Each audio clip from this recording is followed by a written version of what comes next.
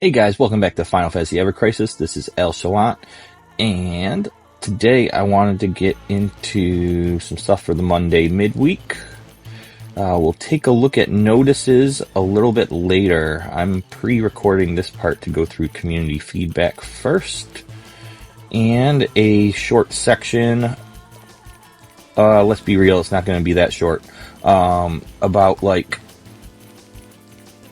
tips for manual play and just general improvement tips for gameplay for those that are interested.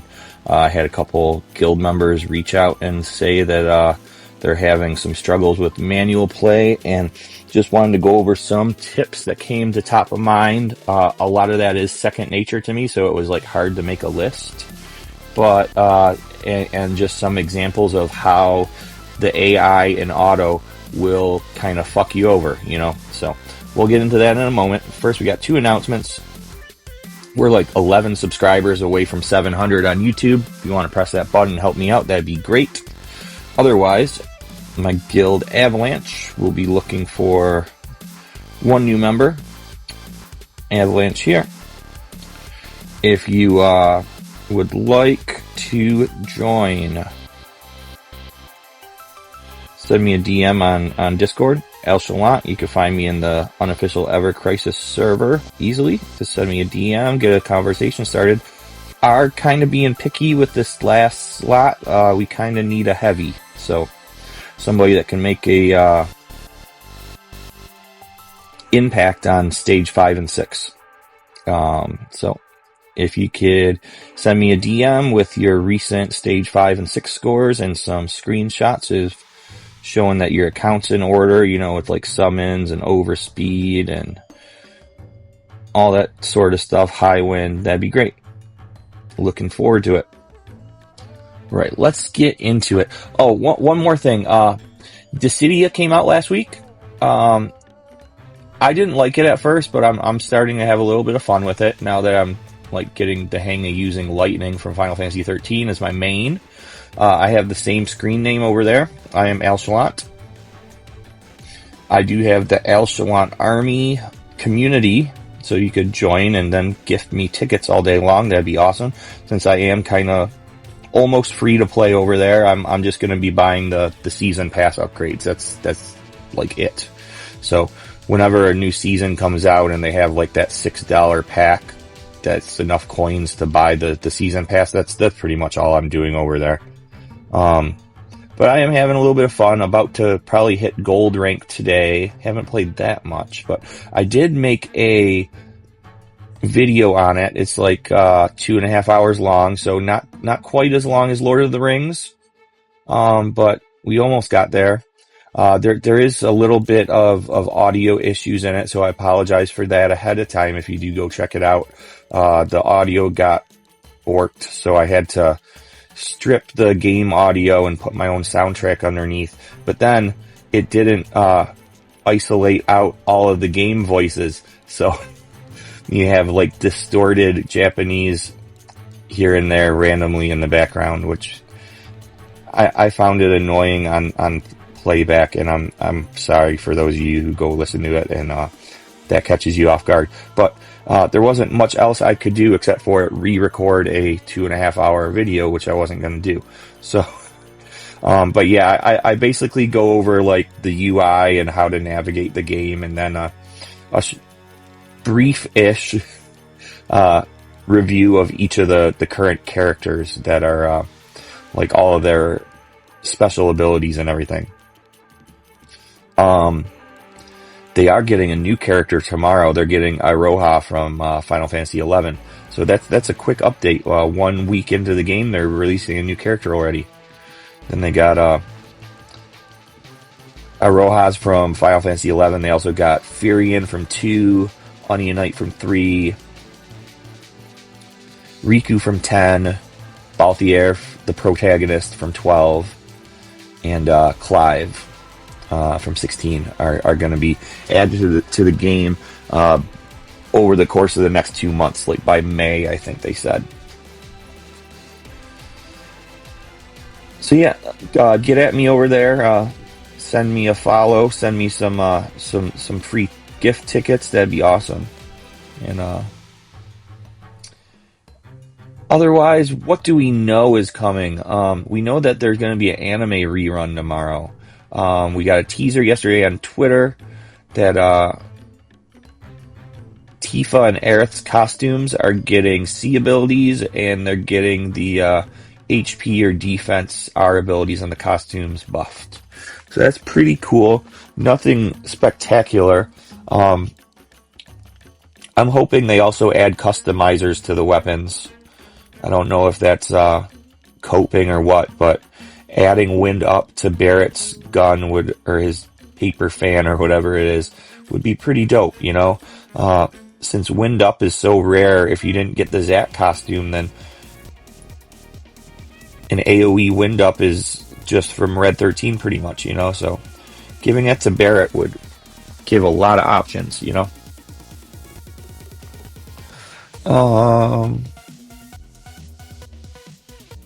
Yeah, and if they're rerunning the banner, then are they going to have the similar stamp card like they did last time? But then you have to choose like which one of the 3 weapons you want to get on every other stamp.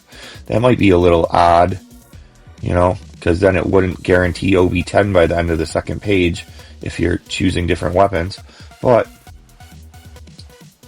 it'd still let some people finish up the weapons that didn't start them, you know. And I mean, if they did like 3 or 4 pages of it, you could get pretty far on all 3 of them. But I wouldn't recommend all of those weapons. I mean, Aerith's for water up is pretty cool, and Tifa's, if they don't give Tifa's a customizer to increase the potency, that physical wind is just kind of out of date. You'd probably rather want to start building up Vincent's new weapon since it's on wishlist now, you know. Which one is that? The Transgressor, right? Yeah, not that guy.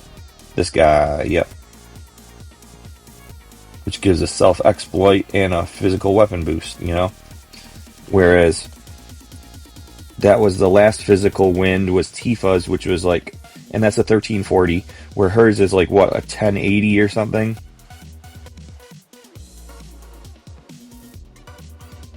Oh, I got a C ability modifier on it. Brand. Yeah, 1060 with P attack up, mid to high. So, I'd really like to see this one get a customizer too. Like if they gave 2 customizers and 2 costume upgrades, that'd be sweet. Give Tifa both, give Barrett the custom, and give Aerith the costume. You know? I think that'd be fair. So, and also they said that this is coming tomorrow, Tuesday, so not the regular patch day. So is the patch just going to be on Tuesday, or are we also getting something on Wednesday? I don't know. Maybe we'll find out in a little bit once we get the notices tonight. But yeah, I am pre-recording some of this. We'll go over the notices at the end of the video this time. So that means Cloud will be next week, and Cloud here is in the. You can see he has the Nero costume from the wallpaper. This kind of shows that we can expect.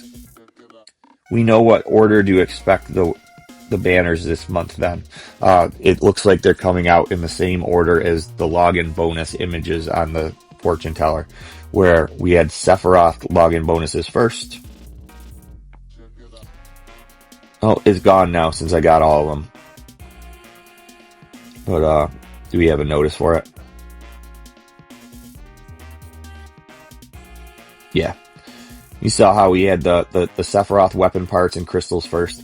And then it shows that the next one is going to be Barrett, Tifa, and Aerith, which made me think of Anime Episode 1, and I called it. And then Cloud is third, so it looks like Cloud will be next week now. And then Matt on week 4. And then Glenn and Zach on week 5 of the month. What else do we have before we get into the game tips? I think that's it. Alright, now let's see how far we get before our daily reset hits us. Got about 10 minutes, it looks like. So, manual tips for to improve at the game overall. First of all, you want to go into your game settings. That's the pancake button up at the top, then settings here. I want to go over to battle. To be playing in manual, you want to have this one off. Also, even if you do go into auto for your dailies, you probably want to turn all of these off, because you want control over when you use your limit breaks, your ults, your overspeed, your costume C abilities, you know, or the AI is just going to use them as soon as they're ready, which is not good. Then, buff and debuff icon details, you want that on. That'll show the arrows, like 3 arrows for high, 2 arrows for mid on buffs and debuffs. Then display buff debuff labels, that's the text that covers up the buff so we can't see them. We want that off. Then camera movement, we want that off so you could keep an eye on the boss's HP bar and debuffs at all times. Otherwise, when you use a C ability, it'll switch the camera to look at your character, and then you can't see what's going on in the fight. So, those are the basics, all in this battle section that you want to set up like this. That is a good start as it is. The second thing I have, and this is probably like the single biggest suggestion I have for helping out people that are going to be trying to do manual play. Let's see, let's get a build. I just went to a max damage challenge because I know it won't die in 2 hits. You can use this build, that's fine.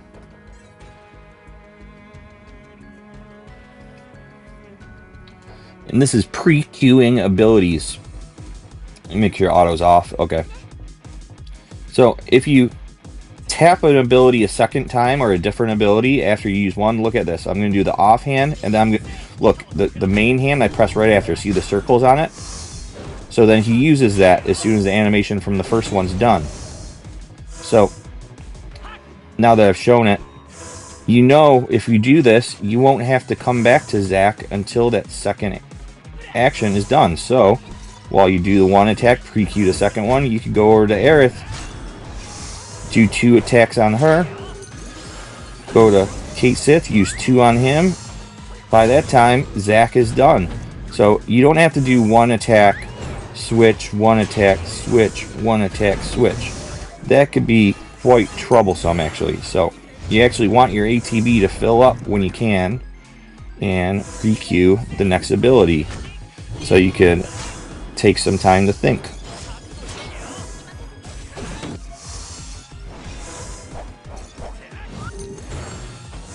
Like this, and then you can pre-queue an ult like that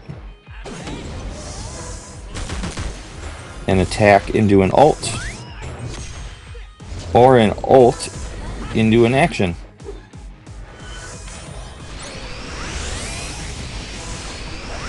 That's like one of the biggest tips I have, is pre-queuing actions. It just makes it so you don't have to swap between characters as much as you think you would need to.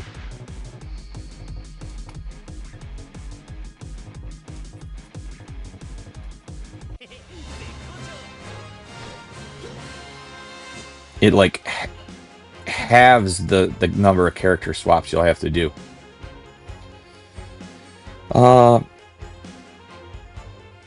Let's do it again, and let's just imagine when we have full ATB here that we have a sigil phase going on. And let's say maybe it's circle sigil to break. You know, you see Kate says has a circle here, and then X for damage sigil. Zack has a X boost, you know. And then Aerith has an X and a circle to help. Well, how I do pre-queuing for sigils I'll go like this. Let's hit their overspeed and go. Do 2. Go to Aerith. Do 2. Go back to Kate. Do 2. Go to Zac. Do 1 and an attack. Do 2 on Aerith. Do 2 on Kate. Zac 1 and an attack. So you keep on attacking with your attacker too. 2. Then his attack. So that'll make sure he keeps attacking while contributing to the sigil phase. And their overspeed wasn't all the way full. We'll do that again this show. But if you get a pattern going of throwing 2, swapping, throwing 2, swapping, and then going to the attacker to attack and contribute with their pre-Q.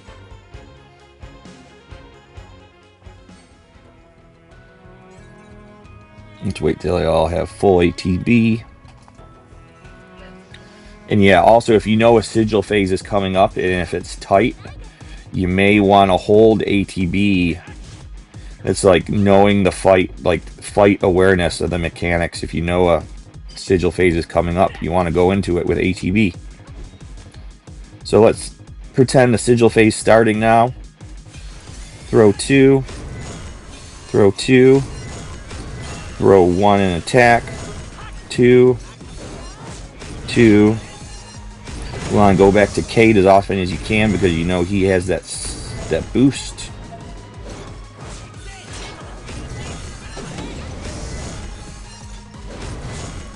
That's just an example.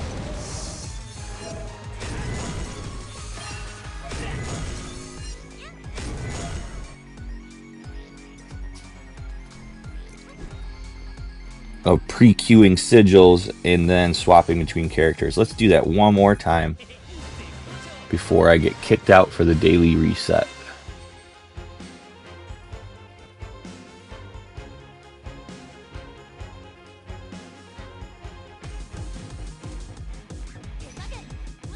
Sigil phase is coming up. We're waiting on ATB to fill, and then we're going to do overspeed and go. Here's the sigil phase, overspeed and go. 2. Back to Kate. Back to Aerith. Back to Kate. Back to Zac. Back to her. And he still has 1. And you can keep an eye on the ATB on the side of your screen. That's another thing of visually. If you're in a sigil phase, especially, I like to keep an eye on the ATB of the other characters on the left side.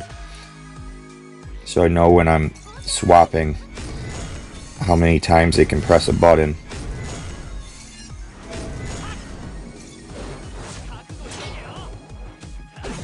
That's just working on not, what's it called? Not having tunnel vision. You could glance and see that Aerith's is full, see that Kate's is full, see that Zac's is full.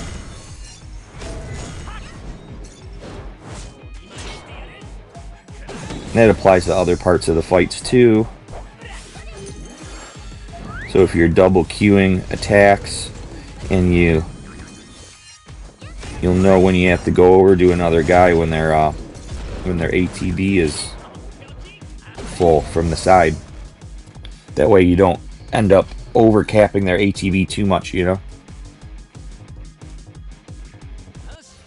I think we're about to get reset for dailies now. Yep. Yeah, the next thing, and I could do this, talk about this while we're reloading. It doesn't have like an in-fight example. Just like fight awareness, like overall.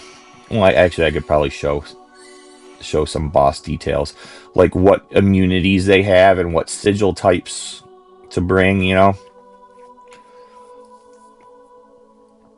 Like right now, we know Nero for the escalation, he's immune to if enfeeble, P attack down, M attack down.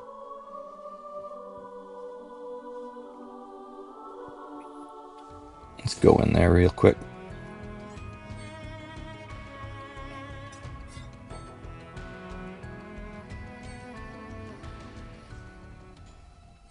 go in and look at the magnifying glass button here. These passive effects are good to look at too, because it kind of tells you which character the game wants you to use for the fight.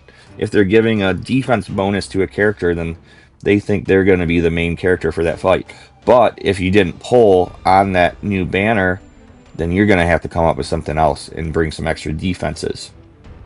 In the case here, a lot of people haven't pulled on the new Sephiroth and are using Tifa for the Nero escalation.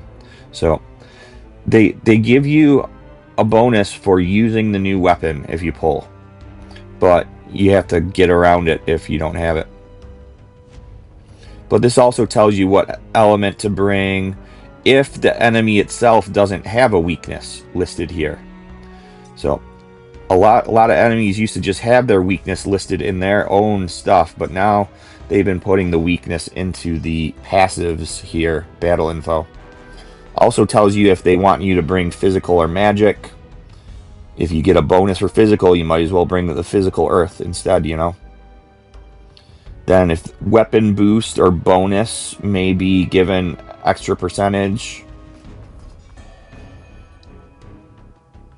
It's a good thing to keep an eye out for awareness on fights. Whereas in the boss details itself, we could see that you can't debuff his attacks or his defenses, and he's immune to enfeeble. So those are things that we don't have to bring in our build.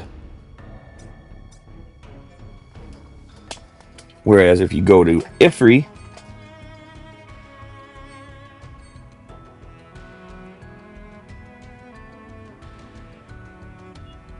look at his details. He can't be debuffed P attack down or M attack down. He's immune to them. He's not immune to poison. Not immune to enfeeble or defense downs. There are some ways to get around immunities though, especially with Ifri. If we go to, and Ifri's a good example of when we do this. It looks at, we want a matte or a red 13.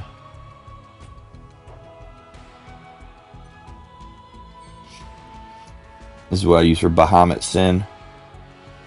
Because Matt's Limit Break removes physical attack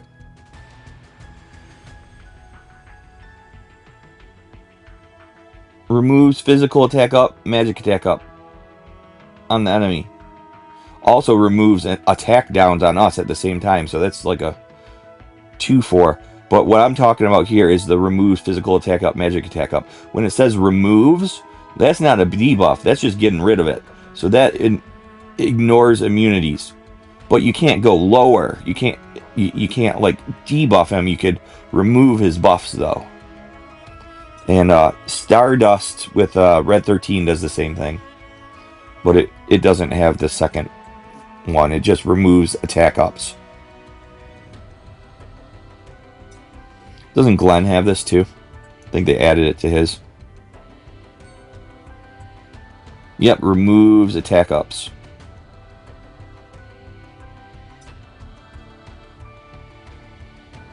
So it's a good idea to get an idea of those Limit Break 3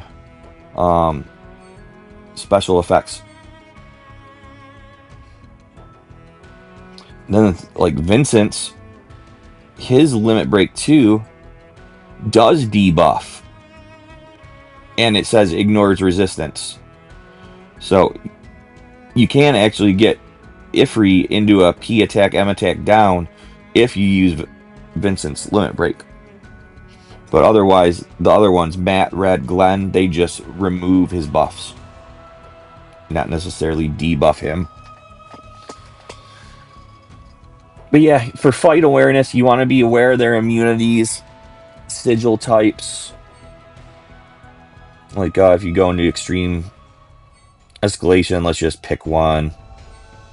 Ultima weapon. You see recommended sigil, that triangle, that's to break the interrupt. Damage sigil, X, that's to get the damage bonus. So you want to be aware of that and plan accordingly. Have somebody with a boost if possible. Sometimes you'll want to use the support characters with their boost 2s to get those sigils done quicker. And then use the pre-queuing method during the sigil phase like I just showed. Toss one, then pre-queue the next, flip to the next character. Toss one, pre-queue to the next, flip to the next character.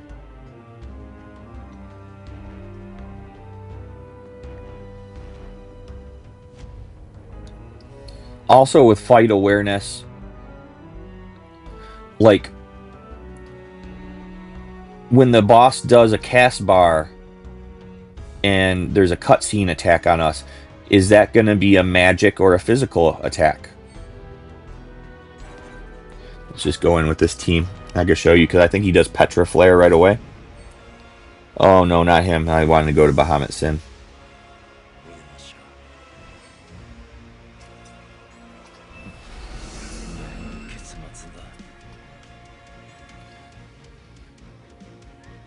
A lot of times in the details, it'll actually tell you if he uses physical or magic attacks. And it says uses powerful physical and magic abilities for Bahamut Sin. Let's go in here, and he's going to charge up his Petra Flare. And can anybody tell me how we could tell during the cast bar if it's physical or magic?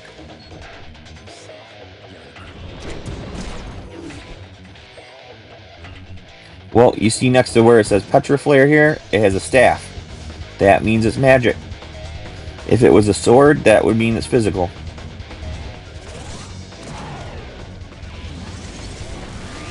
And the one he does later, Dive Bomb, that's a physical.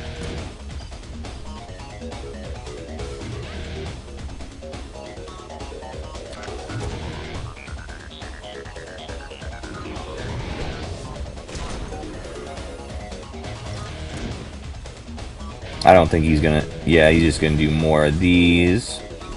See, even the ones without a cast bar, it shows the staff or a sword. So that's how you could tell if they hit too hard and you need defenses, buffs. You could tell by the staff or the sword if you need a magic defense or a physical defense. Which may seem obvious to some, but I'm just going over as much as I can for tips for improvement right now.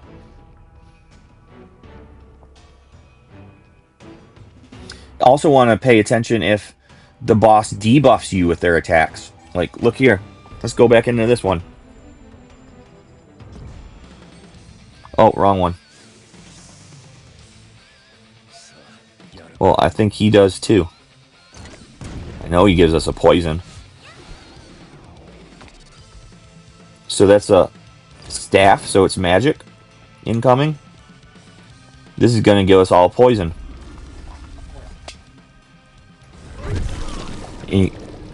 Oh, this is actually venom. You see how there's a circle around that red there? That means we cannot. And see the sword there, Dragon Stomp? That is physical. This poison can't be cleansed even.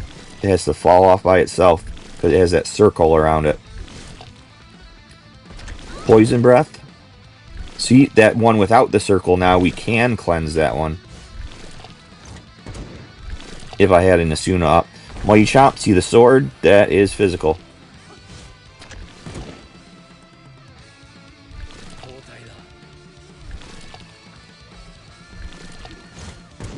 Crushing Bite, sword, that's physical.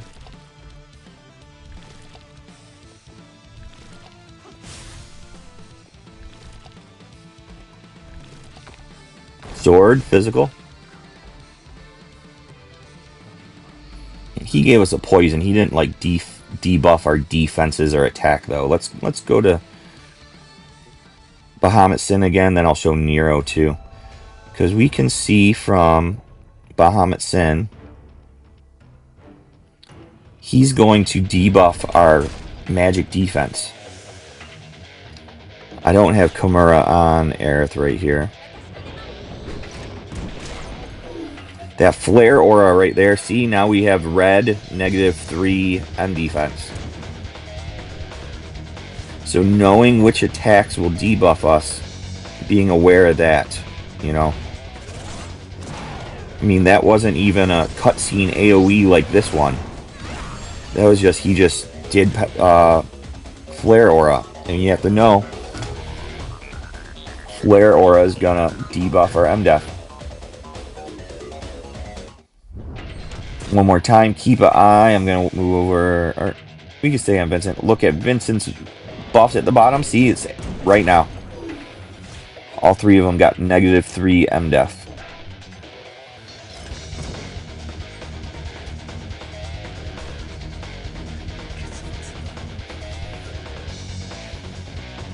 So knowing how to counter the debuffs the boss gives to us, being aware of that, is a biggie. If you go into Nero, 31, hell no.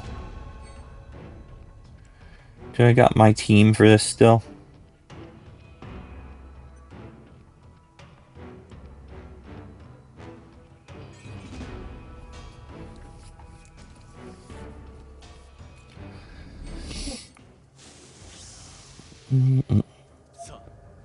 So I'm not going to do anything, just so you can see what his attack does to us. And this is part of like testing, so you know how to approach the fight, you know. So we will know what this attack actually does to us. See, there's a sword, so it's physical, but it says in his details that it's maximum HP based. So it does half of our maximum HP. So we have to have more than half of our HP to survive it. See, he did Enfeeble, then -2 P attack, -2 P def to us. So we have to have something to counter that. Like,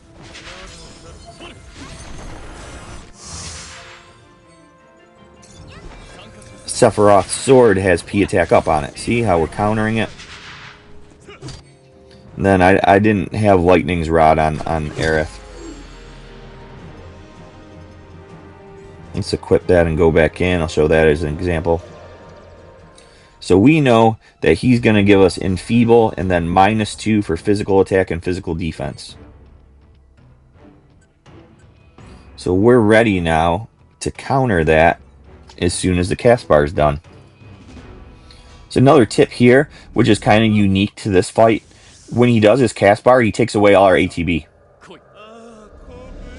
I'll show everybody's going to have full ATB except for Sephiroth. I'm going to use something right before he attacks. Now watch this. Everybody's ATB's full. He's going to take their ATB away. Right before he attacks, I'm going to throw something with Sephiroth. See, I use an attack on Sephiroth. It didn't go through, though. So that means I'm going to get that 4 ATB back. See, I got ATB on Seph. Oh, he did...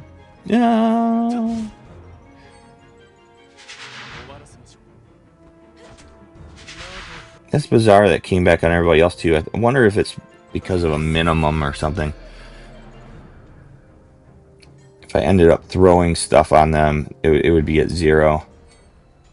It must give like a... He must only take a certain number. So I've definitely had 0 ATB after that before. Second, testing. Let's just throw a bunch of shit. Make sure nobody has anything. So they're not all full.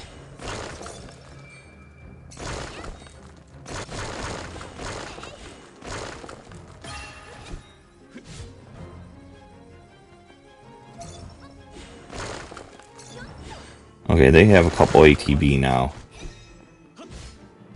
I'm going to throw something with Sephiroth. Tifa had 4, Aerith had 3.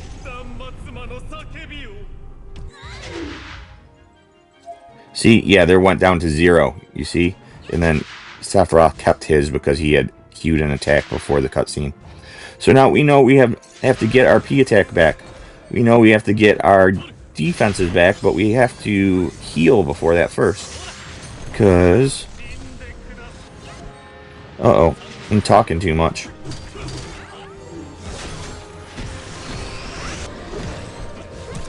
Get those defenses back.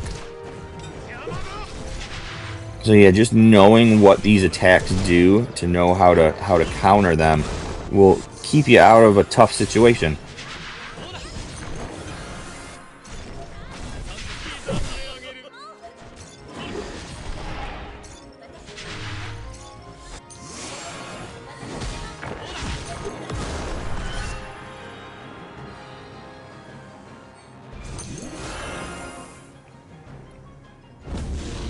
We're gonna die. There's no point in even trying to kill him because I wasn't trying for the first 30 seconds.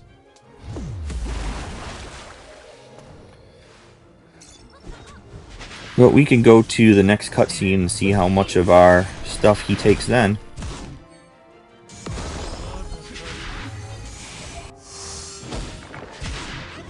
Also, when you heal, go to blue, and it'll heal more. Then when it comes back, wait for that red diamond to light up like that before attacking again, or you lose damage.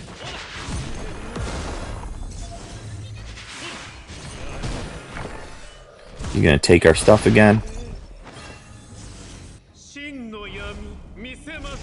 I attacked on Sephiroth to keep some ATB on him. You can switch through all of them and keep ATB on everybody. I'm just doing this as a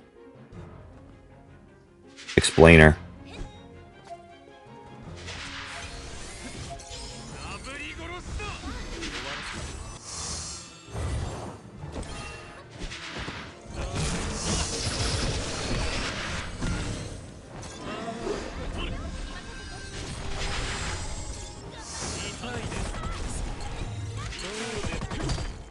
Yeah, there we go, we're dead. There's something else I wanted to show you guys, but that fight's a little too hectic to show it. I'll go back to a max damage challenge. When you are attacking, you want to make sure that red diamond is full, because that's how you get all your bonus damage from your command stance. That red diamond has to be full, or all these extra R abilities for command stance won't apply if that red diamond isn't full and lit up, which is one of the things. And you also have stuff on your costumes that say this. Max command stance. On her costume, she's giving everybody max command stance. That red diamond isn't full and lit up, you're not getting your full damage. So this is another way that the AI can cuck you. See, it's filling up. Watch when it lights up. It's going to say something % extra and then plus sigils. You don't get the full sigil amount either unless this red diamond is full. See, it says 50% damage, sigils +2.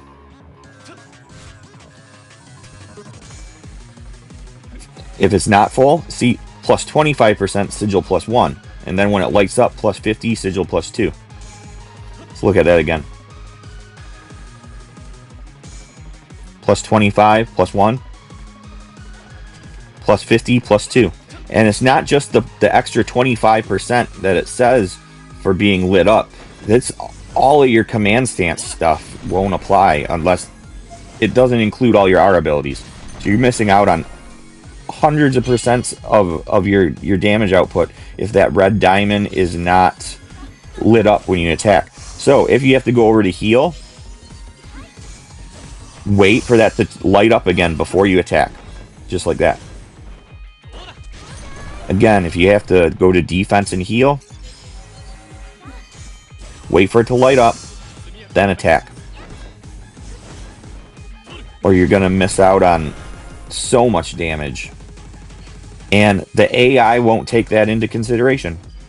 If you're on auto, the AI will just keep on throwing abilities, and it will flip you to defense stance just to heal, and it won't care about your attackers. It'll keep on making your attackers attack with so much lower potency.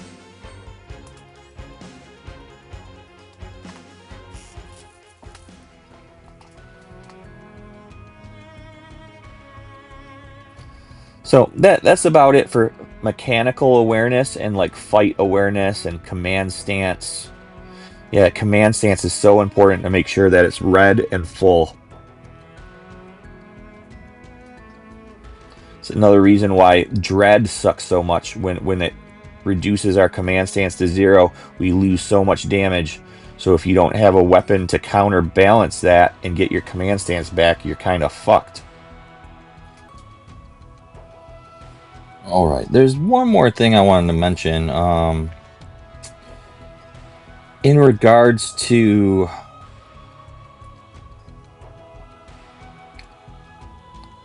let's say... I'm going to ruin this build here. But let's say... I was talking earlier about holding your ATB if you know a sigil phase is coming up. You can also do that when you're applying buffs. That way your attacker has more ATB to use once you're fully buffed.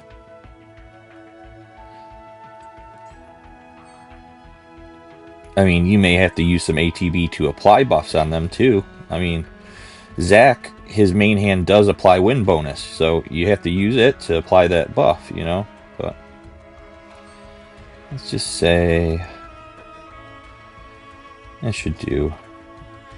We got a crimson and a floral. Yep.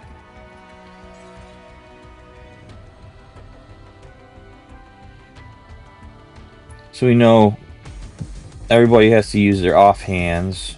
Our floral and crimson. We use our fusion sword. We use our enliven. We use our main hand here for bonus. And I haven't hit anything on Cloud yet. Now that bonus is applied, then I could go on Cloud. And he had enough ATB to use 2 attacks in a row.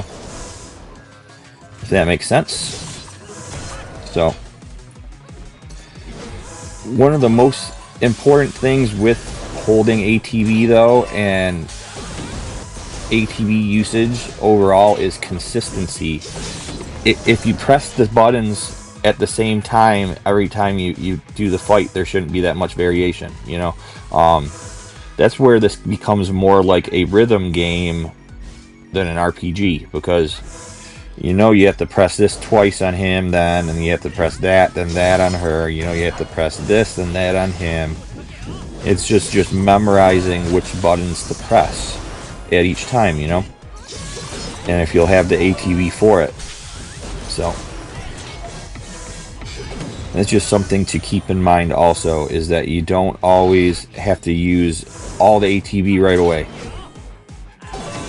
Sometimes if you know that your overspeed's full, like if I was paying attention here, and I know the timer's ending, but if we're coming down to when you want to do your overspeed, you don't want to enter overspeed with no ATB. You want to let your ATB build up a bit before you start your overspeed phase. That's just something to keep in mind also when it comes to ATB usage. Consistency, not going ham until all your buffs are up, you know, especially if you're going into overspeed, or if you're going to apply torpor. You're only going to get 2 hits in on torpor after Tifa applies it, so you want to make sure she has almost full ATB before applying torpor. That way she can attack 2 more times. Let's go to physical fire. I'm going to apply some buffs and debuffs. Get ready to use a torpor. Alright, there's enfeeble and fire up twice. You got that, and that. We got our bone weapon boost. Then I'm gonna use materials. Then Zac is going to tear it down with his costume. There's a lot of setup with Zac. He's gonna use his costume to do that. Gonna use her ult. This is not the best way to do it, but let's say, okay, she's coming up on full ATB. We're gonna do torpor, so we almost have full ATB. That's good. she's going to use Torpor, Overspeed, and then we can attack twice before it goes off, because we had full ATB. If you Torpor when your ATB is low, then you're not going to be able to do that. I'll show that in just a second. See, right now, if I use Torpor now, then she doesn't have ATB to attack again to get that 50% extra damage. By the time you get ATB back, look, it's gone. So you want to make sure you have ATB before using those limited time buffs like Torpor, like for real. It's another time when animation cancels may help you get an extra hit in. So let's see, can I get 2 hits in with her after? Let's just throw up a couple buffs, not really worry about it.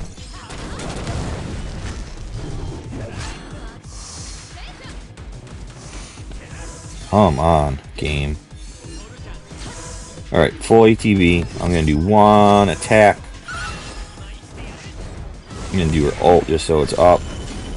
So then we're going to Torpor. Then 2 attacks. The first one hit. Second one hit right as it was going off. So you barely have time for 2 of them. What you could do to improve this is just going to be a split-second difference on Tifa, because animation cancel is something I was going to cover later in the video, but it kind of fits here. It's a good thing that we have Zac, who gives full summon on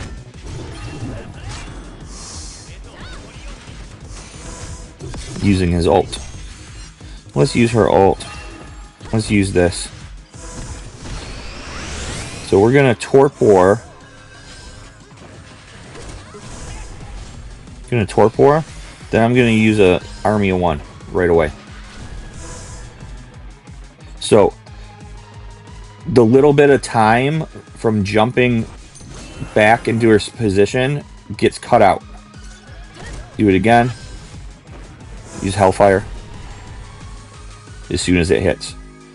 This works better on animations that have a...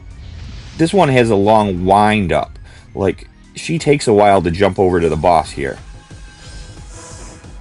See, we could get 3 in. Just barely get 3 of them in using animation cancels. But let's say... I think her... Which...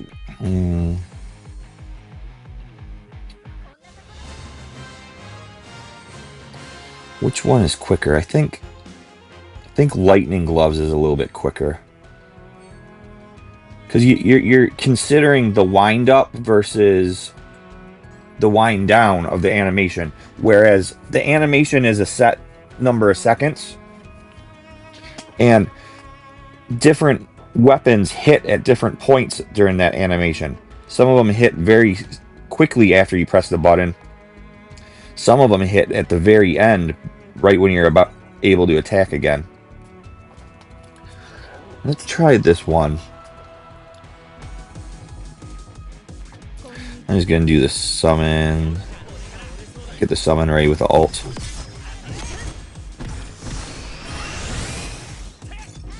Alright, we're going to Torpor, then use Army of 1 to... let's get this one ready too.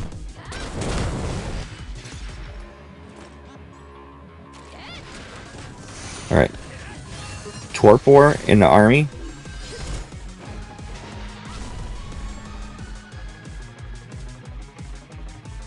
So that took away a little bit of time from the end of the Torpor cast, but now we're going to do the Ice Strike. As soon as it hits, we're going to do a summon. Oh, I'm not used to this one. I messed it up.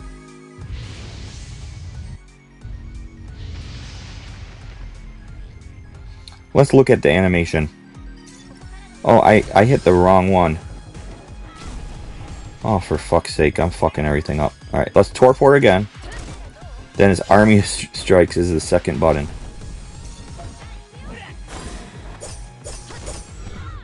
See how she hits like 4 times? Okay, this is a good example of animation canceling. As soon as her first hit connects, we can press the summon and skip those other hits. And save that much time on our torpor. So she'll easily be able to hit 3 times this way.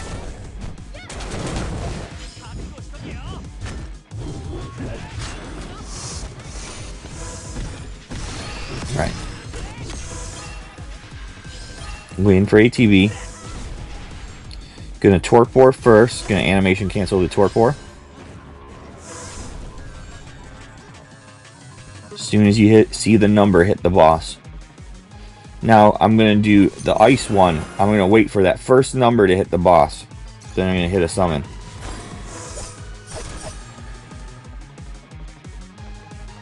So you save that time by canceling the rest of the animation.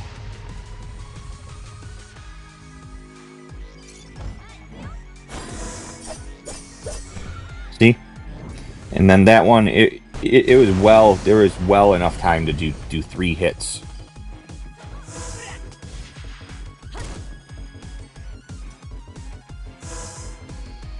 Let's try one more time.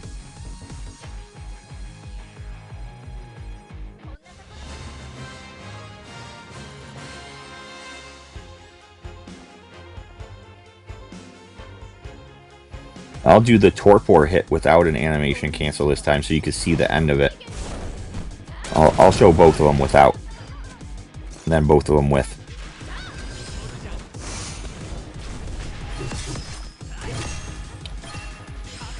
So this is torpor into ice again.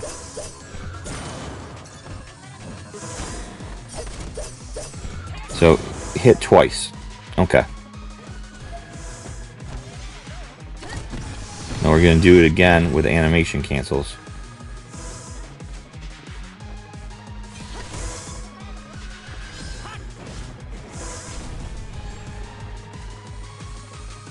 So that's the torpor hit. Now we do the ice hit into a summon.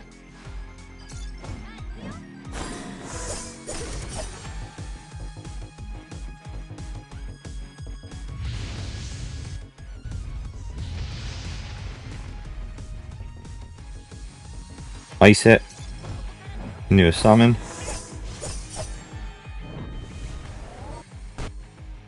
You see how we're skipping those like last 3 or 4 hits of that animation. Almost got a third one in.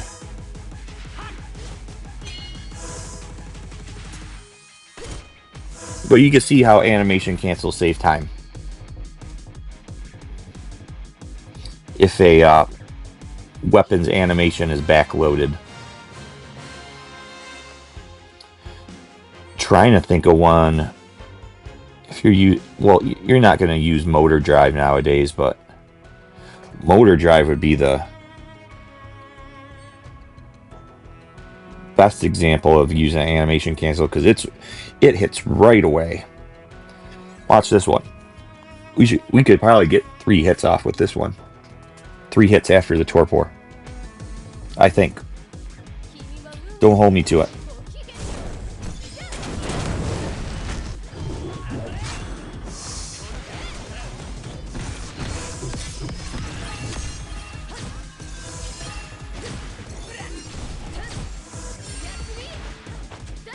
Alright, we're gonna hit animation cancel. Now this one's really quick. I might miss the timing of it because it hits right away.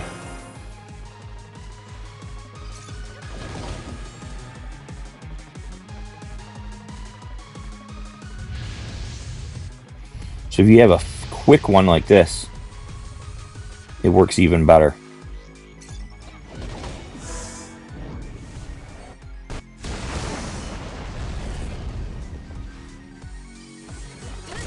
I didn't even. I used all the ATB.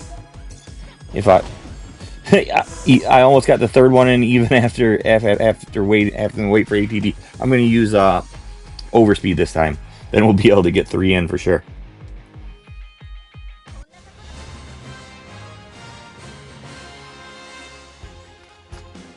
One more time.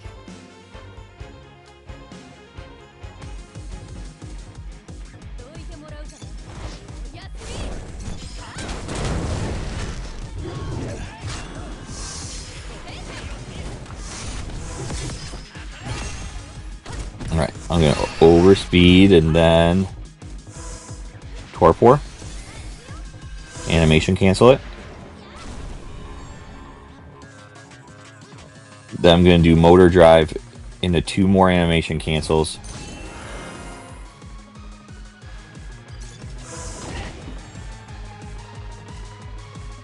She almost hit before I could get my finger over to the button. It's so quick with this one. This weapon does suck though. I just couldn't come up with another example off the top of my head. That's 2. 3. Got 4 hits under torpor with that quick animation. So depending on the weapon, using animation cancels can get, in this case, twice as many hits in under the 8 seconds of torpor. Once you get used to doing animation cancels. A couple other things. I'll cover the rest of the animation cancels here instead of at the end, like I was gonna.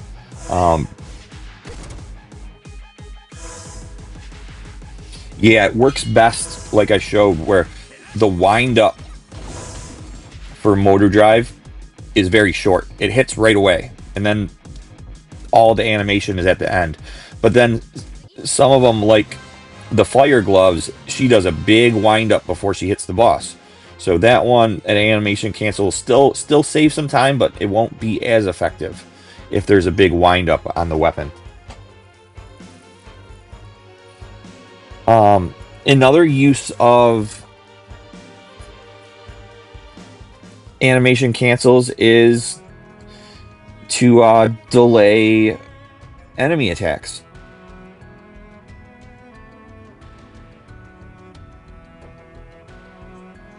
Like, let's say, trying to think of a good example for this right now. They still had the crash up, I could show that. I think we could do it in Leviathan if I do the same team and get my summons right away.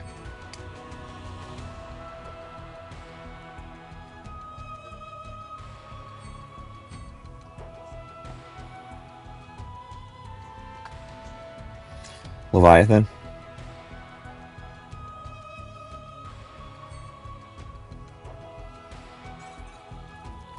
I'll just use the same team, who cares?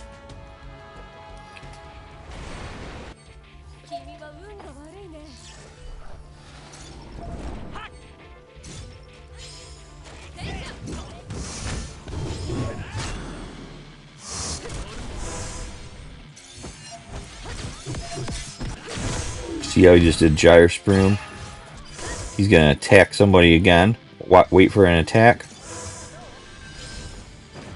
Brimy. If you hit Brimy before when you see it, now watch after this, he's going to have to wind it back up again. And you get like this 5 seconds. See? You stop him again before he actually hits you. And then watch, it's going to take him like 5 seconds again. Oh, he's dead. Never mind. How did I just kill Leviathan EX2 with a fire team? Fire and wind.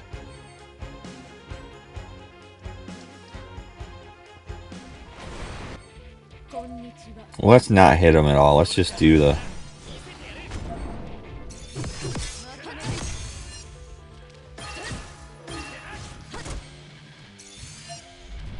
Gyre Sproom. Stop that one.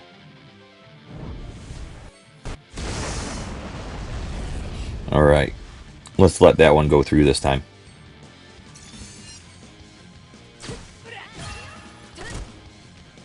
See, it took him like 5 seconds to start it again. This is why this was the first fight that came to mind with animation cancels, because he takes so long to wind his attacks back up. Look. Briny, he didn't get it off. Now let's let him get this one off.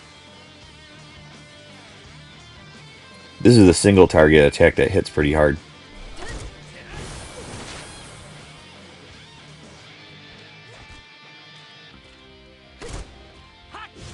Animation cancel.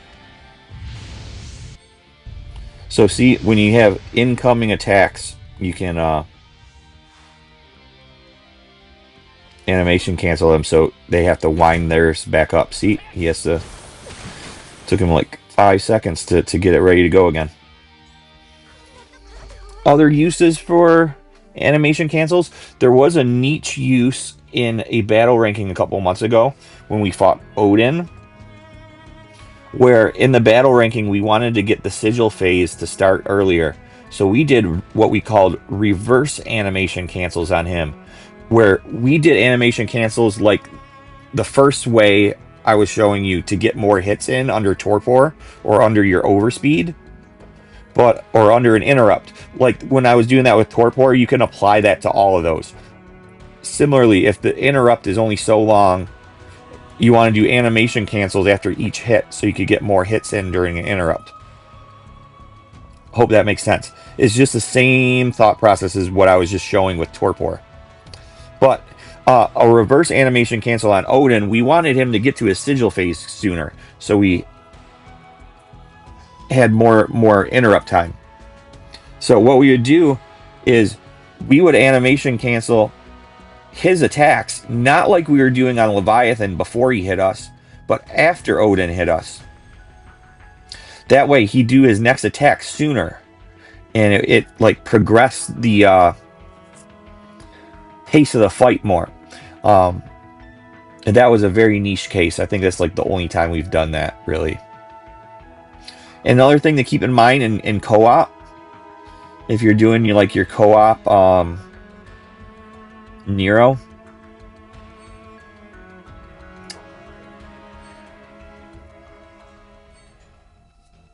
just try to remember. Let me just go on 21. That's fine. I got Zac, so I could charge the summon again. Remember when you're playing with people, let's say you got Army of 1, I gotta charge that manually on her.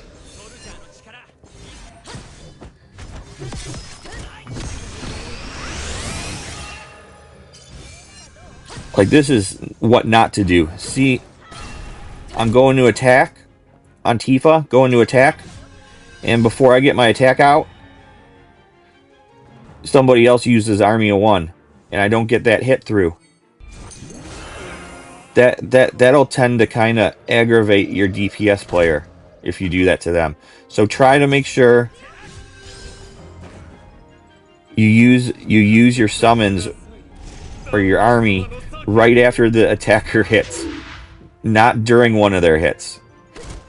So doing this, especially if you're in torpor like right now, and you only have a certain number of time for torpor. So if you go and you make it so they don't even hit the boss,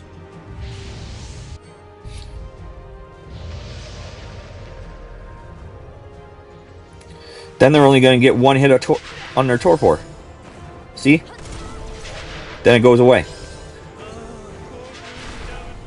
Hope that makes sense.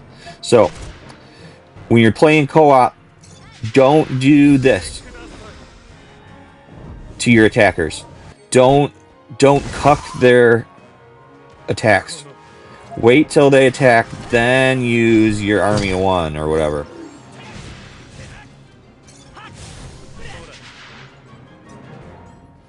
That is a friendly co-op advice.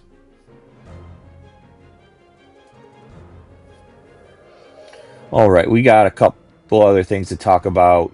Builds. Team builds.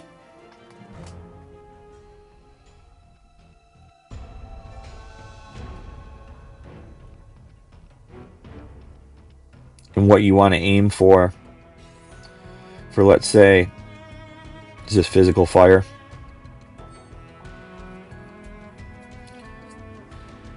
Let's make a build from scratch that needs a healer.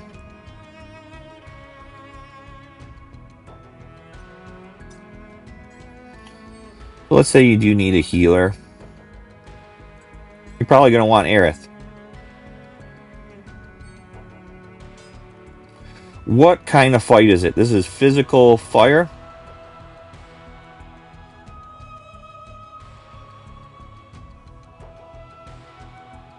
Now we want to make sure we cover all of our buffs and debuffs. Starting first with like the foundation buffs, like P attack up, M attack up. P def, M def down. Element up and down. So, how are we going to cover that? Well, who's going to have P attack up? Well, Tifa brings it, so we don't have to worry about P attack up. Alright, who brings fire up?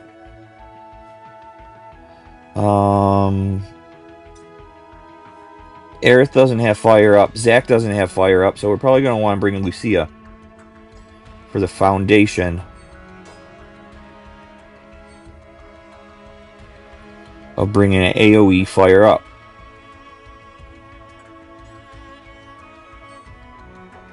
Then who's going to bring fire down? Trick question. It doesn't matter because of Abraxas. Anybody could bring a fire breach if you can't fit it in with your weapons. Otherwise, you could bring Terra Rod, but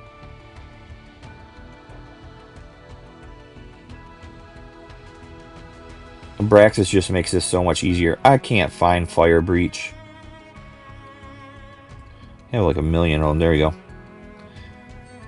Let's just put in a regular breach too, because I don't think I got a defense down. So fire down and physical defense down, they're going to be handled by Materia and Abraxas. Alright, so we got P attack up, we got fire up, we got P def down and fire down, tiered with Abraxas. What's next? Those are our foundations. Next, we want to think about exploit and enfeeble. Exploit we could get from Aerith. Enfeeble, we get that already with Lucia, so we got that covered. What do you want to think about next? You want to think about enliven. Well, we need the fire up from Lucia, so you can't really fit Zac into this build if you're doing like a real fight with a healer. That's why my max damage challenge did have Zac and Lucia instead of Aerith. You can see. Because that's all the buffs that you could possibly think of together for max damage challenge. But since we kind of need a healer for a real fight, we can't really fit Zac in. He doesn't bring a fire up. Fire up's really, really valuable on its own underneath all the other multipliers you're about to see that we stack on this. So we got enfeeble. We got exploit all from Aerith. Cool. Can't get enliven. What's next? Damage received up. Well, she gets that on a rain hand. The Muramasa type. And Torpor she handles too with the costume. Okay. What's next to consider would be bonus. So Aerith can bring physical bonus with her new staff. Do we have fire bonus? I think only OG Seth brings fire bonus, but we do have fire weapon boost for Lucia. And then physical weapon boost. Oh, she brings bonus too. Then physical weapon boost on Tifa's ult. So off a physical and elemental bonus and boost, We have 3 out of 4 covered. We only don't have fire bonus. And we're missing enliven.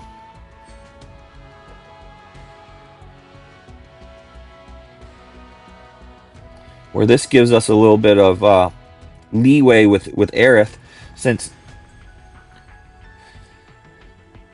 or with Tifa, since she don't need to bring her own. We could switch this around. She's bringing P attack here, but she also brings the bonus only for herself, though. Aerith brings bonus for everybody. So let's bring Tear up with AC gloves instead. So we could Tear up that fire and that P attack, which will now get P attack up with something like Kimura, Tamura, Mermaid. Any number of them. Or even the new striking staff. I'm blind. There it is. So now you can have a tier up. So you get 4 tiers up on buffs and then 4 tiers down on debuffs once the second charge of Abraxas, since we're using materia for the first one. So that is just like thinking from start to front how to build a team. But then, what if the boss was immune to enfeeble? Well, we just have it anyways, since this is bringing fire up anyhow, and this is tearing up our buffs. So it just won't apply to him. That's no big deal. What if he's immune to heat F down? Then we don't need that breach.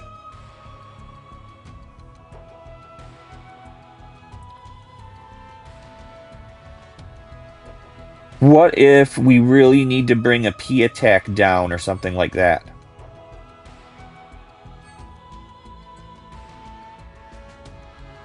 Well, that's a long charge on that limit break.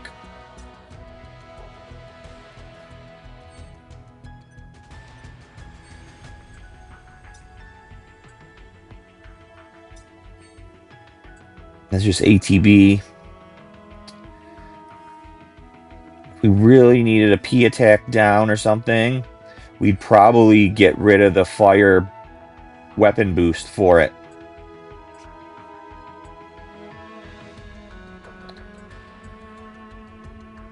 And bring P attack down here. That also brings fire down high on first cast, so we'd have -4 on the first Abraxas. So those are the things to consider when just doing an exercise of how to make a build for a certain damage type. But then, how do you build the subs on each character? Sub weapons. So, Tifa has 2 limit break weapons equipped.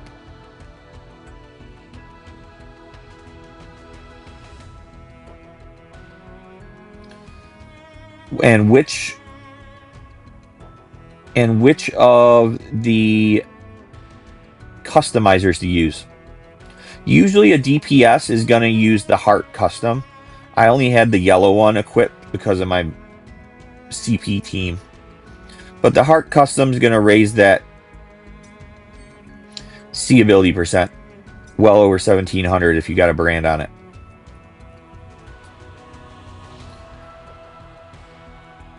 We got AC gloves for tear up in the offhand.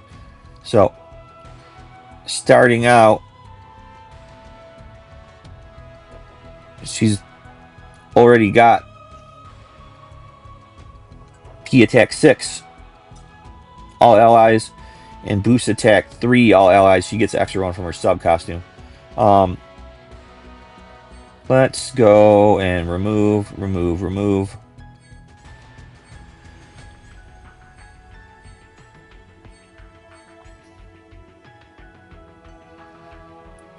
So, I already got boost physical ability potency 5. That's 60% extra command stance. Only a 10% increase for tiers above this. So we don't really have to worry about physical ability potency. See, this is the point of diminishing returns, level 5. Before level 5, it's a 15% jump. After level 5, it's only a 10% jump. So this is the best bang for your buck, unless you have room for more.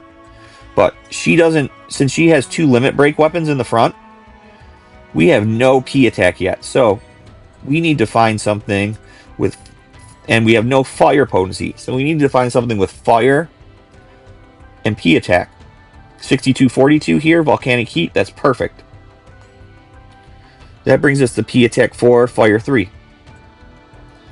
We have another 6242. Radiant Edge, yes we do. Brings us to P attack 7, fire 5. So P attack is done. It's at level 7. That's the most.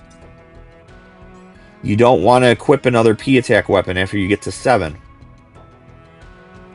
So now we want to find more fire. We want to get this up to like level 7 or 8 if we can. Probably only 7 since she has 2 LB weapons in the front. It gets a little awkward. So let's look for fire. We're looking for something with boost attack and fire now. Crystal Sword here. 3156. Oh, we did get to 8.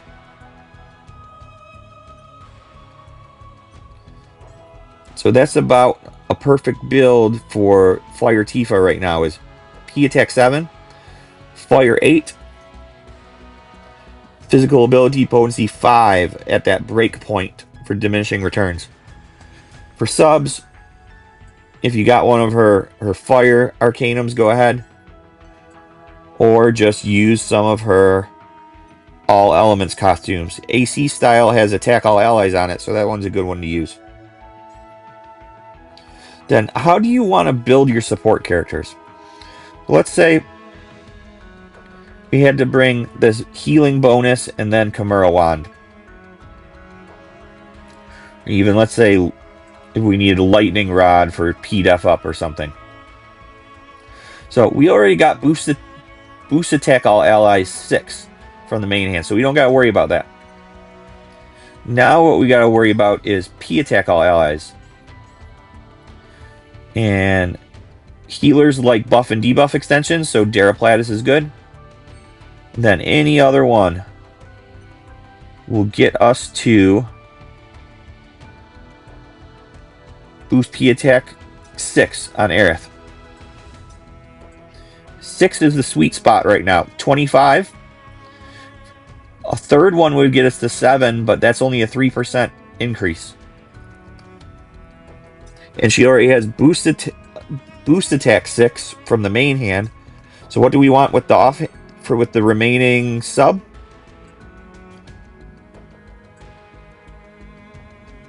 This is fire. Do we got any ultimate fire interruption? Question is no. Tifa's the only one with it right now. But we could bring quintessential interruption. If you know there's going to be an interrupt phase, this will give you, as a sub, 30% more damage on the interrupt. If there is no sigil phase, like on Nero right now, you can bring extra summon damage from one of the support characters' weapons. Boost summon ability potency. And equip any of those. So now if you go down here and look, got 10 points, boost summon 20%.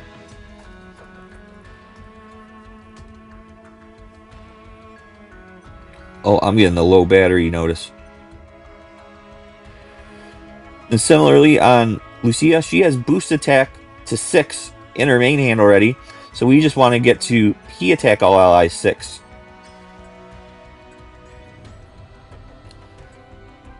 We don't have any with...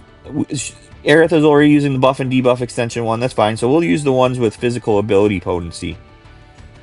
So that her main hand will hit a little bit stronger when command stance is full.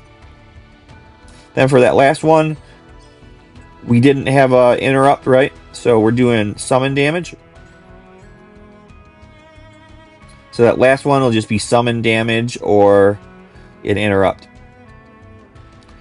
If the boss is hitting hard, you could use that last slot to put in some defenses if you need. But we usually don't nowadays, unless the fight's really, really, really tough. Then once we get into our next ranking events, we will have the guild weapons to consider too. So it might be the case that instead of, let's say,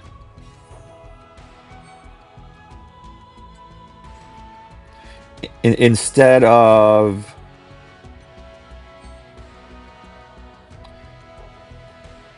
interrupt damage, we may want 20% fire ability damage if it's a fire event coming up.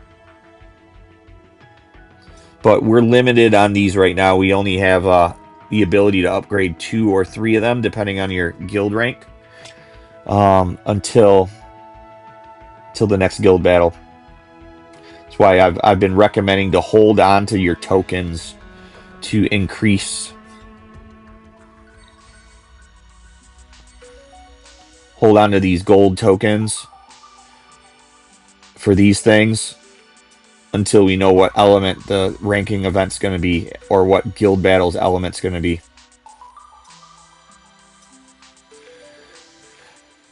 Alright, that covers builds in a nutshell. Alright, and we're almost done with this tips section. I know it's been running a little long, but I wanted to get into the game and actually show some examples of this, so it took a little bit longer than it was like in my notes. These last couple sections won't have to show like gameplay in a fight, but another thing just to keep in mind, in addition to your builds, is your buff and debuff timers or status effects. Like Festive Rod gives bonus for 30 seconds. It's going to need a reapply if it falls off. You got to add in your buff and debuff extension if you cast it again to extend it for 10 seconds. So you pretty much got to pay attention to when your stuff is going to fall off. Similarly with like P attack ups for 30 seconds here, earth resistance down for 30 seconds on an attacker who's probably not going to have much buff and debuff extension, that's going to fall off. Then you got some longer stuff like weapon boosts for a minute, or if you're bringing exploit all on Aerith for 60 seconds, you know. You got earth up on Tifa for 25 seconds, but she's going to be spamming it, but that's still going to fall off if you don't keep on spamming. And the 60 seconds for the damage received plus. So what you want to be careful of is, for the most part, with reapplies, the sigil phases. If you go into a sigil phases and you stop spamming your main hands that have these shorter timers on them, then those are going to fall off. Then you won't have any of your buffs when you break the interrupt. So a big tip to people that want to improve their damage output is to work reapplies into your sigil phase. Once you get down to like 5, 6, 7 sigils, you want to be able to reapply your earth ups, reapply your earth downs and P attack ups if necessary. You know, your bonuses and weapon boosts may fall off while you're doing your sigils. So that's hundreds of percents of multipliers that you will not have on your first hit in the interrupt, which we bring or have been bringing. This is one of my dailies teams, but we have been bringing these weapons with extra interrupt damage, you know. So you don't want the first hit to be like a wet noodle. Or if you have something like Zack's new ult or Sephiroth's ult, which gives amp on interrupt, 3 charges of amp on interrupt with Zack, you don't want that first of the 3 hits to not have his bonus on it. So make sure you reapply your bonuses, all your buffs, before you break that interrupt.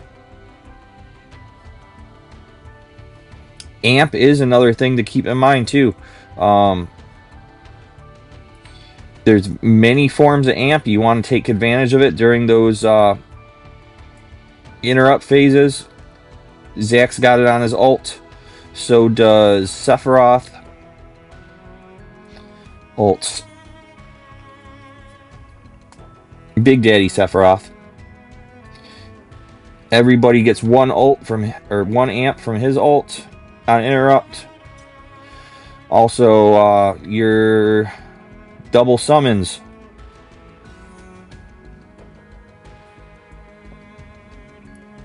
Give ult or give amp for the next elemental hit. Thunder Blizzard gives a lightning amp. So those are ways to get more damage during your interrupt phase.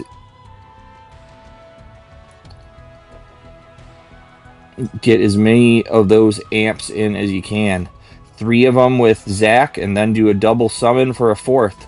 1 upon interrupt with Seth, and then get another amp from Crimson. Because you're going to get that, probably be using, or Thunder Blizzard, because he has Magic Lightning or Fire.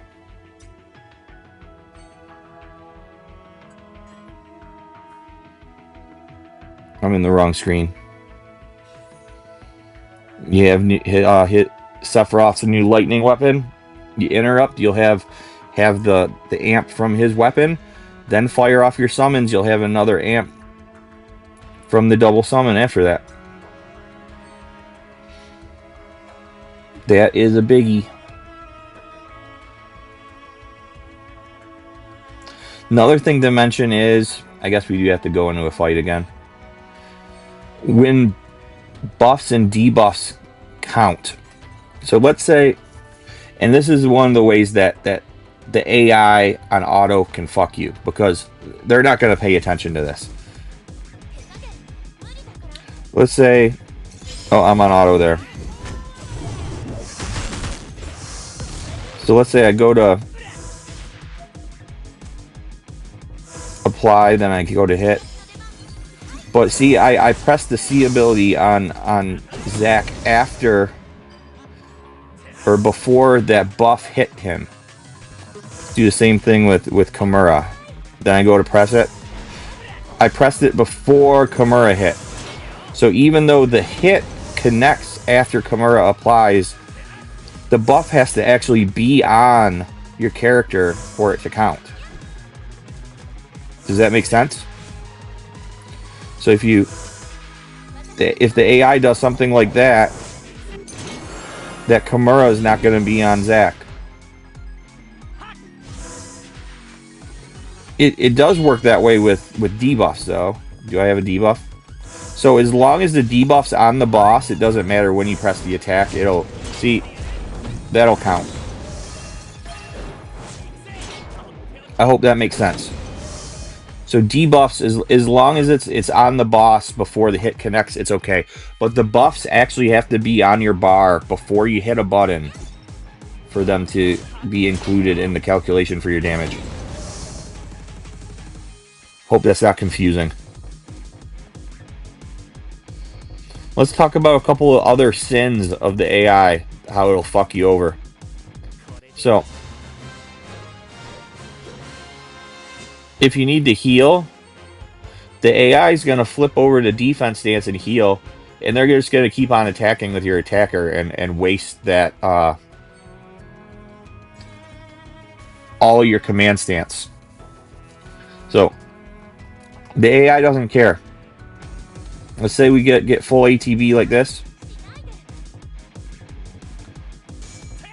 It's going to keep on attacking with Zack. That second one, it lit back up.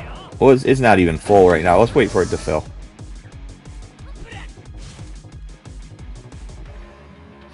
It's filling up. So it's going to flip over to defense and heal. And if Zack has ATB, it's going to attack with Zack. It might not flip back in time for even his second hit to get the command stance. Because it doesn't care. It doesn't care about the details like that. Whereas you would want to put in your heals or buffs in between and then attack after it's red. Then you get flip and heal. Wait for it to be red. Go and attack. Heal. Wait for it to light up. Then attack. The AI is not going to do that. It's just going to use anything whenever, and it will put you into defense stance at times you do not want to be. You're going to lose so much damage from that. Also in the sigil phases, like I was saying, if you have both the like an X for damage and a circle for breaking, it's just going to throw the breaking one, and you're going to miss out on all your damage sigils. That's just how it goes. You can program your materia for the AI to do it a way you want it to, but it takes a lot of extra setup. And we've actually used that in the past using Semi to have the AI throw materia during a sigil phase while you control one character. And then it'll just keep on throwing either that damage sigil, but you'd only want the damage type on the one character, and then it'll throw the right one. Or only the breaking type on another character, and it'll throw that one. Then you only have to worry about one character during the sigil phase, if you're in Semi like this. But the thing you really want to watch out for is you have to click back through auto to get back to manual. And if you have a whole bunch of ATB, even if you're quick, that AI is going to start using shit on you. And it might be right before your break, and it may decide, oh, I want to go to defense stance and heal. And then you're fucked. So that's just something to keep in mind about the AI. To combat that a little bit, I would suggest if you're in Semi, you're waiting, you want to go back into manual, go onto your healer and use ATB before you flip back through. That way the healer can't flip it to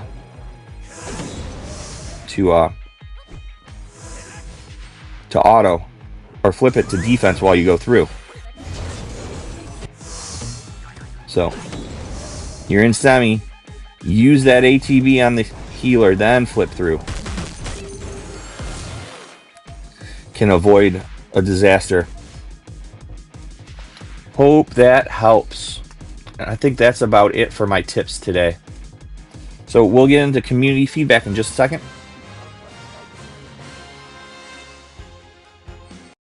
All right, and we're here with community feedback. I got a few comments today.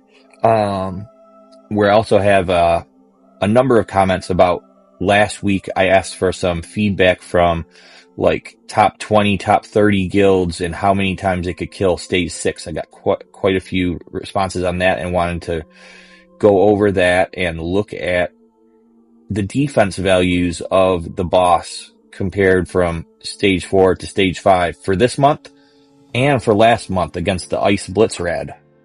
So we'll get into that in a bit. First off, comment from Von Wolf. Oh, it's a long one. It says, hey, what's your overall opinion on Ever Crisis right now? To me, it feels like Square Enix has been unloading a ton of content nonstop between the 2.5-year anniversary rewards, new Dirge, Nero Deep Ground, the wrap-up of the Crisis core storyline, all the limited banners events. That pace seems like a really healthy sign that the game is still getting serious love and development. At the same time, I'm wondering if there's any crossover or information sharing happening between the Ever Crisis team and the main Final Fantasy VII Remake Part 3 team. Part 3 already in a playable state. That's been said by Hamaguchi, the director. And Square talking about more FF7 updates in 2026 than ever before. Do you think these teams are exchanging lore, story ideas, or assets to keep everything consistent? Yes, I do. Remember, we just had a month of weapon, which is a big part of what will be in part 3. Yeah, exactly. I think those were remake part 3 assets that we were seeing. The Ultima weapon model, the music, a lot of it. What are your thoughts on how the mobile game might be feeding into or preparing players for the big finale on consoles? Yeah, kind of insert a couple of my ideas in there, or thoughts on this. But yeah, I think that the anniversary event, as it is, the story was feeding into the lore with the memory worlds that we saw at the end of Rebirth. I think they are exchanging ideas, and I think this event is proof of it. That Ultima weapon model is probably going to be very similar to what we see in Remake Part 3. I'd be surprised if it isn't. And then we could probably look forward to other bosses. We'll know once we get a trailer for Part 3, and if we see any of the weapons, and then we see them show up in this game, even if before Part 3 releases, we'll know then. But I have a good feeling. Also, the Nero design looks just like he did in Intergrade. Weiss probably will too, unless it's Omega Weiss, which I have a feeling it might be, actually. But yeah, the first part of this comment, the pace seems like a really healthy sign that the game is still getting serious love and development. Kinda, but I don't know. The pace was really tough there during the anniversary, in my opinion. Like, they did not need to release all 7 of these escalation fights in a month. This could have lasted us 2-3 months. Like, one of these every 2 weeks, or one of them a week even, would last 2 months instead of 2 a week. That was rough. On top of the Type 0 crash, I was experiencing a little bit of burnout. But now that it's all over, I'm finding myself a little bored and playing Dissidia, so. Alright, let's see who we have next. This is from Topper55. Says dungeon ranking has been every 3 months. So next one would be in May, unless they change that now after a year and a half. So precedent here, something that I didn't count out when this is a reply to last week's banner review video, where I was thinking, since we got an AoE weapon, I was thinking we're going to get a Earth dungeon ranking because it's AoE, but now we see it's because of Nero, pretty much. It's a Nero weapon to deal with his ads. But, yeah, if dungeon ranking for May, that does sound right. Last month was solo rank. This month may be the other type, the second one of the new kind, like Behemoth that we got a few months ago, where you actually have to kill the boss. We'll probably see one of those this month if they're on a 3-month cycle now of dungeon, solo rank, and then kill the boss rank.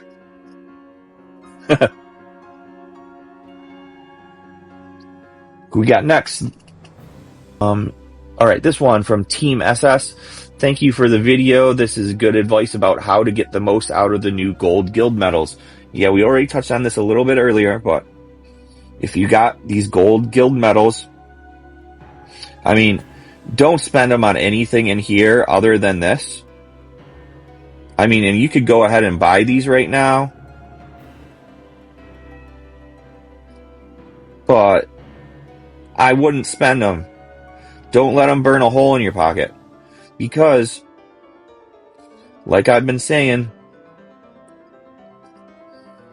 when we get the solo rank announced, you may want 20% fire ability damage on your subs. So I would save these for solo rank and for guild battle. Make sure you have 10 for solo rank. Make sure you have 10 for guild battle is what I would recommend. Because you don't want to be missing 20% elemental damage that everybody else will have. Let's see who's next.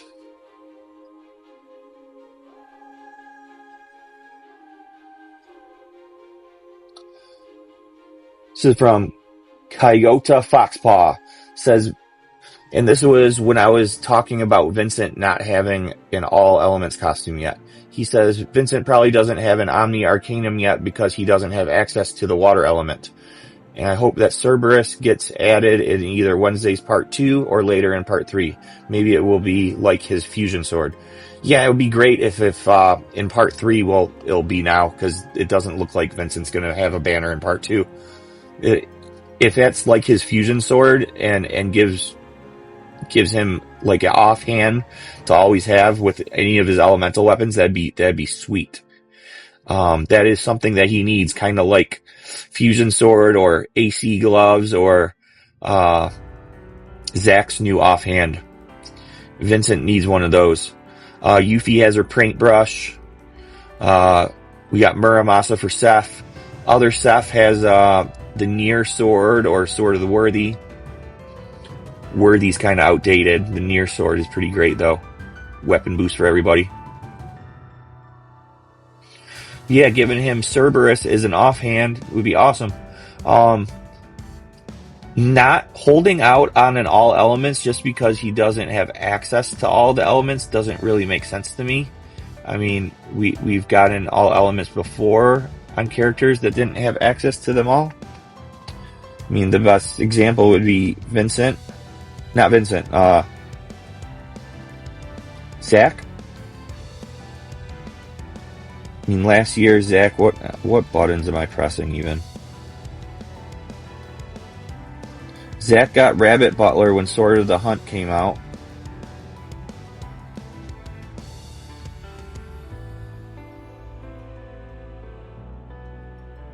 At that point, he had a physical wind that nobody had, a magic fire.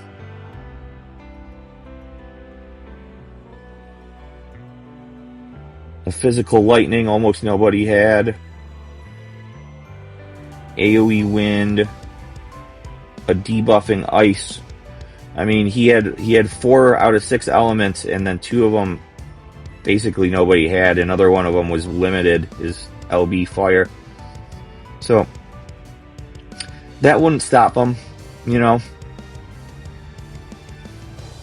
I mean, it's just options, you know.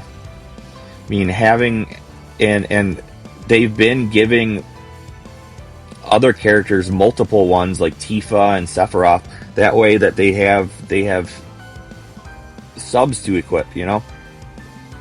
It makes it easy to put 2 all elements in the back if you don't have a specific arcanum for them, you know.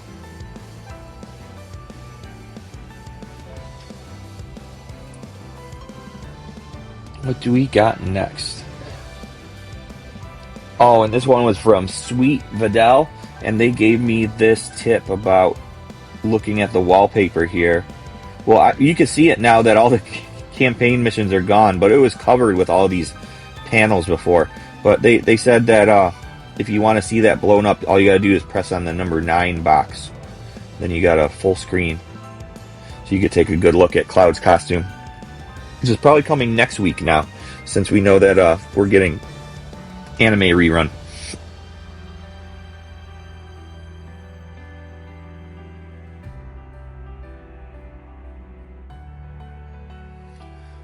Right, I think we're about ready to talk about Guild Battle now.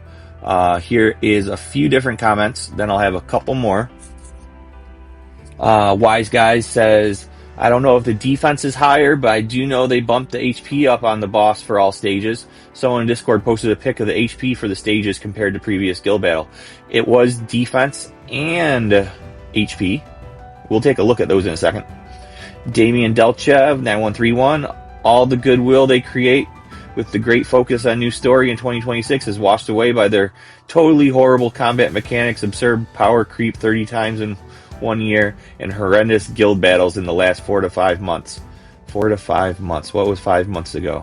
I think it's been longer than that, buddy. I think it's been since August. I think it's been 8 months since Dragon Quest. Dr. Dullard says, my biggest fucking problem with this guild battle was the goddamn shadow attacks during the sigil phase. Missing either the animation cancel or not breaking in time fucked my runs. Because there's no way to recover the lightning up if you got hit with a lightning down. Because yeah, that would fuck up your first amp from Sephiroth's ult if you didn't have all your buffs up. Yep. Right, let's take a little look at the boss and compare it to last month's. Compare it to itself over the stages and then to last month. So we can see at level 40 here, the Ultima weapon had 2000 MDef. Then at level 5 and 6, so level 50 and 60, they're the same, 6,000 defense. So 3 times more defense. So that's why it felt so tanky, not just the HP. Where the HP was also greater. It had 1.5 billion on stage 6. Whereas last month, Ice Blitzrad, 1.3. So it had 200 million more HP. That's like 15%. Plus it had 2,600 more defense. The Blitzrad only had 3,400 defense. Plus this one was immune to Enfeeble and MDef down. So you weren't hitting as hard anyways because you couldn't debuff it as well. Bunch of different mistakes stacked on top of each other in my opinion. And I have always been under the impression that the defense were consistent for all stages, but that's just because I only play stage 5 and 6. And as you can see here, the stage 5 and 6 have the same defense, 3,400 for the Blitzrad, and then 6,000 for Ultimate Weapon. But it does have lower defense at lower stages. Huh. Both do.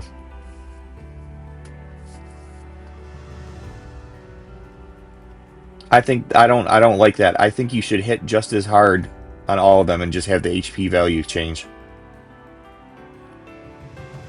Because that could screw with your with rotations across bosses, you know, with gauges and stuff like that, which it was.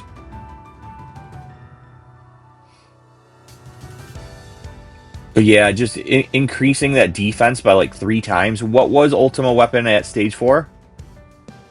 Stage 4 was 2,000. 3 times more defense for stage 5 and 6. That's absurd. Whereas the rest of Stodoll was 3,400. What was it at stage 4?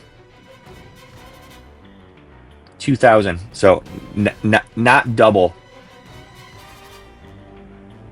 Not even double. Whereas this last month it was tripled the defense.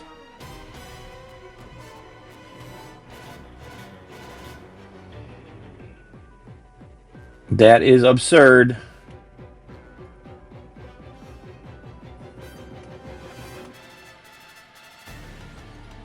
They need to do something about this, and is just making it so lower hitting members can't help. You just get stuck behind the stage 6 wall. And then that's the other comments I had today to share. Was about, I asked for opinions or stories of, for like top 30 teams, how many times could they kill stage 6 in a day? So here from D. Delaney CA from Soldier says, they unlocked and killed stage 6 once on day 1. And then a 50% HP carryover, which was an early stage 6 kill on day 2, and then 1 more full kill. And then day 3, they had a small carryover again, finished it off, killed it once again. So they killed it like once and a half per day, but got stuck throwing turns at it all day long. That would feel terrible. Like I've said, Avalanche got stuck on the fourth one. It took like all of our rest of our turns to make sure that last fourth one died every day. All right, Riposte says, we were able to unlock stage 6 right at the end of day 1. Do a full reset a bit into day 3. Then finally we're piling everything into stage 6. But probably won't take it down a third time. Oh, he edited. He said, I miscounted. We took down stage 6 twice and are aiming for a third. We will likely be short. So over the course of the 3-day event, basically they said they unlocked it at the end of day 1. Then over the course of the next 2 days, they killed it twice and then couldn't kill it a third time. Andrew Van Leeuwen 4972 says, for the guild Final Fantasy, which we're finishing around 22nd, they unlocked stage 6 at the very end of day 1, but did not kill. They're going to get kill 3 as I write this on day 3, and maybe possibly a 4th by the end of the guild battle. They are working with one meta player doing 20% per key, and someone else could do just short of 10%. Then everybody else is 1 to 3%. That's terrible to hear.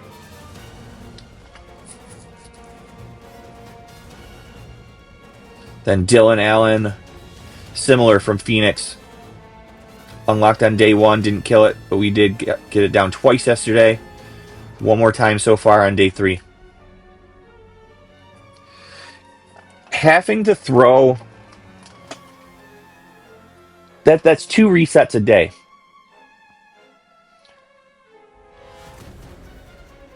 You could take out stage 1, 2, 3 in one shot each. That's 3 attempts. Even if you take 2 or 3 attempts for stage 4, that's what, 6 attempts at most. Stage 5, if they're doing 1 to 3% on 6, then they're doing like 10% on 5. So that's 10 turns on 5. That's 16 turns. That means they're throwing 30 turns at each stage 6. That's absurd. That stage 6 wall has to go away.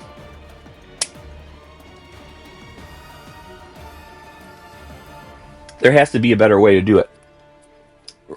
Increasing the defense by 3 times is whack, man.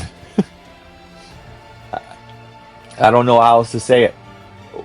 We used to be able to have, I mean, if you want people to do lower percents, I mean, that's... At least make it even. Then make it so you can't one-shot 1, 2, and 3, you know? Then you're using more turns on the lower stages too, but just increasing the defense of stage 5 and 6 so much so you have to throw all your bodies at it when just using 1 attempt each on 1, 2, 3, and 4, it just doesn't make any sense to me.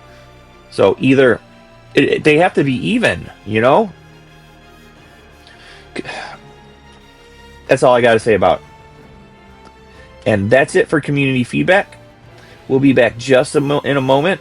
Me from the future will come in and give you guys the news and updates from the Monday night notices. And hey, this is me from the future. Waited until 10 o'clock tonight to see if we had any Monday night notices, and it's empty. So, what does this mean? This means whatever coming tomorrow with the anime event is or the anime banner is a surprise. I'm wondering if they're going to redo the anime episode 1 event with the banners. I mean, that'd be cool. That'd be like a chance for like some extra premium tickets maybe. Or if it's just going to be the rerun banner. wondering how that banner is going to look like, if it's going to have the every other stamp, and then you just choose your weapon. Whole bunch of questions. Also, we could get another teaser in 4 hours on Twitter. I mean, they're doing those teasers so late now that I can't wait for them before I publish at night.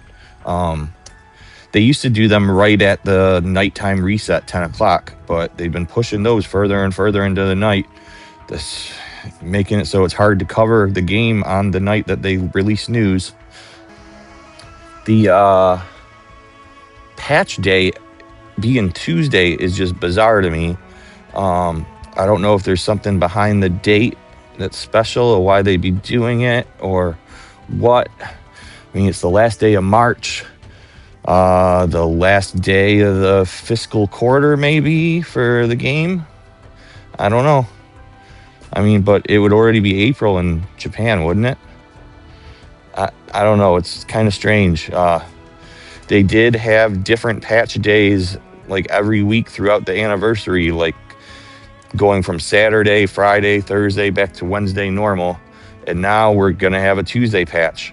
It's fucking weird if you ask me. So I like consistency in these games. That's what allows us to be able to predict what's going to happen, you know? So we have no news on what we're getting. We don't know if the Nero event is going to get an update.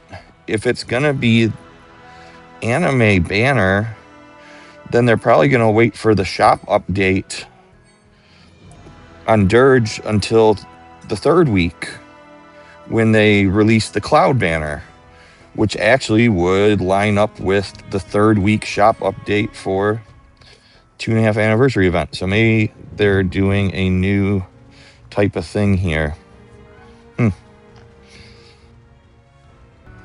Got a week left in Extreme Escalation. Yeah, it's weird seeing that the banner is going to be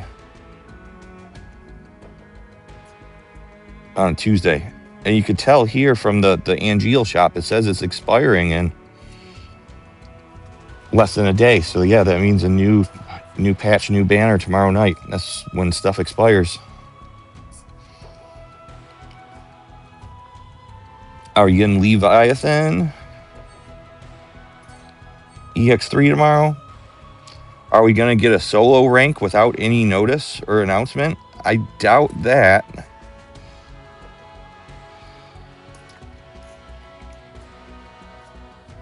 But this was our off week between guild battle and solo rank. Usually they do guild battles followed by the new month event starting. And then the second week after is a solo rank. Then the third week after, the crash starts. The fourth week after, guild battle starts again. So you got a week in between the two ranking events. If they didn't even announce a solo rank yet, then how are we gonna... I don't know. It might be a weird month is what I'm saying. Because it's hard to say exactly when solo rank and guild battle will be when we haven't had the solo rank announced yet. Kind of hard to place them. I'm taking a trip towards the end of April to California for Final Fantasy XIV Fan Fest with one of my guild mates. And we're really hoping that guild battle isn't that weekend. Because the official matches would be starting like right after the convention is over. And we're trying to get a good night's sleep and or party at our last night in California and then be at the airport all day the next day for the first day of officials. That would suck. But who knows?